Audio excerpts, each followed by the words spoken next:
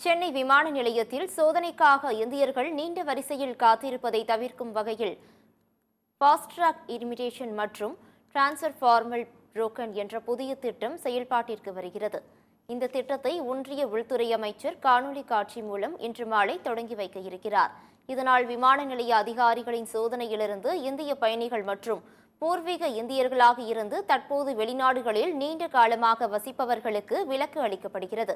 இந்த திட்டம் மூலம் பலன் பெற விரும்புபவர்கள் பயணம் செய்வதற்கு முன்னதாகவே இதற்கென தனியாக உருவாக்கப்பட்டுள்ள இணையதள முகவரியில் தங்களை பதிவு செய்து இணைத்துக் கொள்ள வேண்டும் என்கின்றனர்.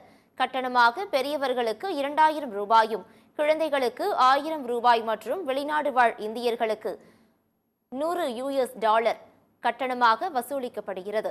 இந்த அதிநவீன முறை கடந்த 2024ஆம் ஆண்டு டெல்லி சர்வதேச விமான நிலையத்தில் தொடங்கப்பட்ட நிலையில் தற்போது சென்னையில் தொடங்கப்பட இருக்கிறது.